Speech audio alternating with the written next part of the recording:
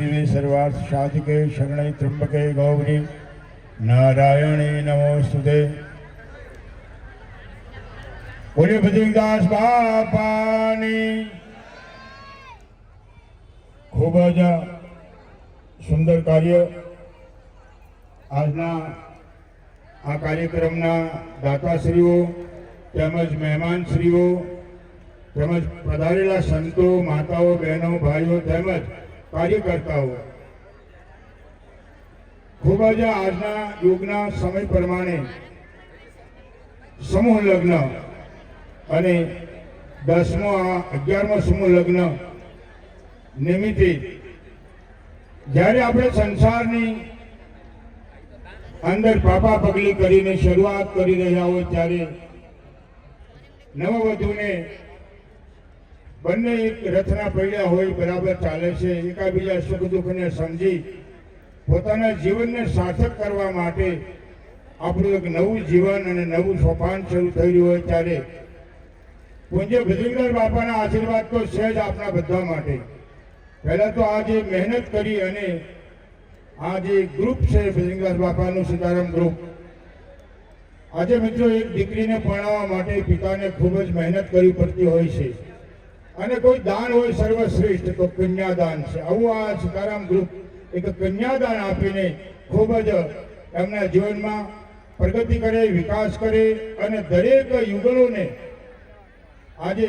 પ્રભુતામાં પગલાં પાડી રહ્યા હોય ત્યારે એકાબીજાને સમજી સુખ દુઃખને સમજી સાથે સહકાર આપી પોતાના જીવનને સાર્થક કરવું જોઈએ। અને દીકરી તો એક આર્ય નારી છે ભારતની અને એ 3 કુળને તારે છે, સસુરાલ, મોસાળ અને પિતાના કુળને તારનારી કોઈ વ્યક્તિ હોય તો જીવાત્મા હોય તો એ આપણી લાડલી છે। અને જેની આંખની કાકણ પીપીની કાકણની પાપણની જેમ આપણે જતન કર્યું હોય એવી દીકરીનો આજે આ સમૂહ લગ્ન હોય। દરેકને આશીર્વાદ હૃદયથી આપીએ છીએ અને તમારા જીવનમાં ખૂબ જ પ્રગતિ થાય, વિકાસ થાય। અને આપણે સાંભળ્યું છે કે રાજા જનકે એક કન્યાદાન દેવા માટે સીતાને સ્વયંવર રચવામાં આવેલો, દેશ દેશના રાજાઓ મહારાજાઓ આવેલા અને રામે એમનું ધનુષ્ય બાણ તોડી અને એમનું વરમાળા એમના ગળામાં રાખેલી। એટલે આવું એક કન્યાનું દાન, રક્તદાન, બ્લડદાન, અન્નદાન, વસ્ત્રદાન, એમાં કોઈ સર્વશ્રેષ્ઠ દાન હોય તો એક કન્યાદાન છે અને કન્યાદાનથી પૂરા પરિવારને તારે છે। અને આવા શુભ પ્રસંગ ઉપર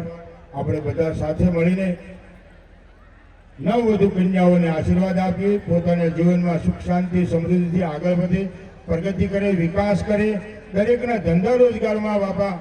ભજનદાસ બાપા ખૂબ કૃપા વરસાવે એવી મંગલ કામના સાથે હું જાજો સમય નહીં લઉં પણ દરેકના જીવનમાં ભગવાન ખૂબ જ સુખ શાંતિ સમૃદ્ધિ આપે એવી મંગલ કામના સાથે સનાતન ધર્મ કી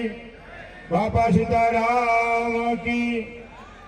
ન પાર્વદેવ હર હર મહાદેવ હર।